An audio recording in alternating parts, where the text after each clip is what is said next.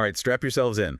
We're diving into a rivalry that makes even the fiercest sports battles look tame. Think Yankees versus Red Sox, but crank it up to 11. We're talking State of Origin Rugby League, a best-of-3 series between two Australian states that turns the whole country maroon and blue. It's more than just a game, though. It's deeply woven into Australian culture, history, identity. We're going to unravel how this phenomenon started, what makes it tick, and why it grips millions every year. So, for those who might be new to this whole thing. Rugby League. Yeah. What's the deal? Like, I know there's tackling involved, but what makes it unique? So picture this. American football's hard hits, but with the fast pace of rugby. Okay, I'm intrigued. 13 players on each side trying to score tries. That's where they touch the ball down over the opponent's goal line. Tries. Got it. So before this whole State of Origin thing came along, how do they choose teams? Well, they had interstate matches going way back to 1908, actually. Oh, that's a long time. But the selection process, it was a mess. Players were picked based on where they played their club rugby, not their birthplace. Hold on. So a talented player from Queensland, if they happen to be playing for a club in New South Wales, they'd play against their home state. Exactly. Imagine the frustration. It meant New South Wales often got Queensland's best players. Ouch, that's got to sting. No wonder there was a push for change. Between 1956 and 1979, New South Wales won 24 out of 26 series. Talk about a lopsided rivalry. I bet that didn't sit well with the Queenslanders. Oh, they were brewing, believe me. It fueled a desire for a system that truly represented state pride. So how did this State of Origin idea come about? In 1980, a radical idea took hold. What, like a complete overhaul? Pretty much. They decided to select players based on where they were born or where they developed their rugby skills. Makes sense, right? Like finally acknowledging that your birthplace matters. It was a game changer. The first State of Origin game was on July 8th, 1980 at Lang Park in Brisbane, Queensland's sacred ground, you could say. What an atmosphere that must have been. Everyone expecting New South Wales to win again. Electric doesn't even begin to describe it. This wasn't just a game, it was a statement. And leading the Queensland team. Arthur Beetson. A legend, right? A proud Queenslander who had previously been forced to play for New South Wales. This was personal for him. Redemption time. And to really show you how much it meant, during the game, Beetson actually threw a punch at a New South Wales player. Whoa, hold on. And get this, the guy he punched, they were teammates at the club level. That's insane. That just shows you the intensity right from the get-go. And to top it off, Queensland won that game 20-10. David versus Goliath. The birth of a legend. So it all started with that one game, but when did it become the best-of-3 series we know today? That came in 1982. So soon. The 1980 experiment, it was a hit. Fans loved it.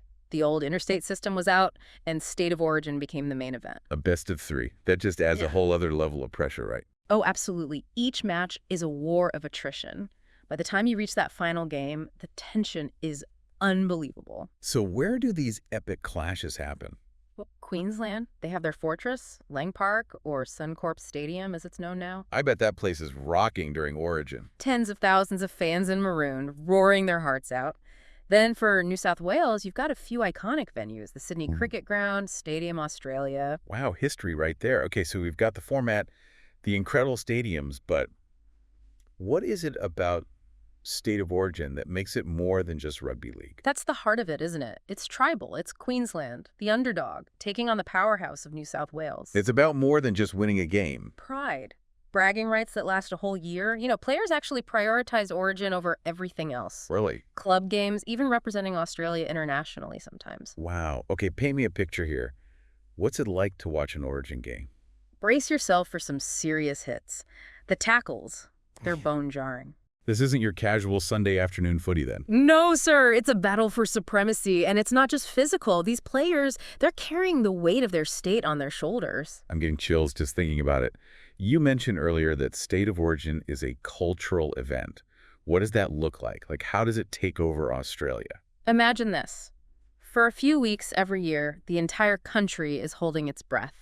Families divided, workplaces become battlegrounds of maroon and blue, pubs are packed, the air crackles with anticipation. It's more than a game, it's an experience. Exactly. And the numbers speak for themselves. Right. State of Origin, it's a TV juggernaut, consistently one of the highest rated events in Australia. Give me some context here. Are we talking Super Bowl numbers? Oh, we are. In 2013, Game 1 had over 4 million viewers. That's wild. A quarter of the country glued to their screens. No wonder it's such a big deal financially. Oh, it's a moneymaker for sure. Advertising, merchandise, tourism. Origin's a driving force in the Australian economy. So, not just a game, an economic powerhouse, too. You mentioned earlier that Origin is starting to spread its wings beyond Queensland and New South Wales. It's becoming too big to contain. We've seen games in Melbourne, Perth, Adelaide. Taking the show on the road. Exactly. And, there have even been talks of taking a game to the United States. Wow, State of Origin goes global. Who knows? Maybe it could capture a whole new audience. All right, before we wrap up, I need the juicy stuff.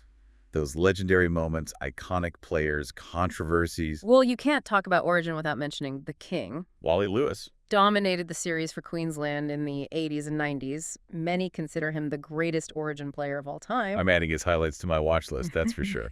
But it's not just about individual brilliance, right? You mentioned a punch earlier. Are brawls a regular occurrence in Origin? Let's just say things get heated. One that stands out. 1991, Mark Geyer from New South Wales goes toe-to-toe with, yep, you guessed it, Waddy Lewis. Clash of the Titans. Okay, so we've got the King, we've got epic brawls. What else you got? How about a dynasty? 2006 to 2013, Queensland won 8 series in a row. 8. Wow. Domination. The Maroon Dynasty, they called it, led by some of the greatest players in history. I bet that put a dent in New South Wales's pride. Mm. Did it ever get boring, though? One team winning all the time. It was a concern, but even with that dominance, Origin always had this unpredictable edge. You just never knew what would happen. Because sometimes it's the underdog stories that grab you the most, right? Well, absolutely. That's what made 2020 so special. What happened in 2020? Queensland, they had this young, inexperienced team. Everyone had written them off. They were called the worst Queensland team ever. Ouch. Already planning the victory parade for New South Wales, huh? But against all odds, they pulled off one of the biggest upsets in Origin history. Amazing. It just goes to show anything can happen in sport. We've got legendary players, epic brawls, dynasties, underdog victories. It's a recipe for a rivalry that captures the hearts of a nation. So we've covered a lot of ground here. The history, the passion, the legendary moments. It's incredible how this one rivalry has become such a massive part of Australian culture. It's more than just a game, that's for sure. But for our listener, who's maybe just getting their first taste of State of Origin, where would you point them? What's the best way to really experience this for themselves? Well, first things first, watch the games. Of course. You can find classic matches, highlight reels, all that good stuff online. You'll quickly see what I mean about the speed, the skill, the intensity, and there's some great documentaries out there too. Get a real sense of the history and the rivalry. Exactly. And hey, maybe even pick a state to cheer for. Adds another layer to it, for sure.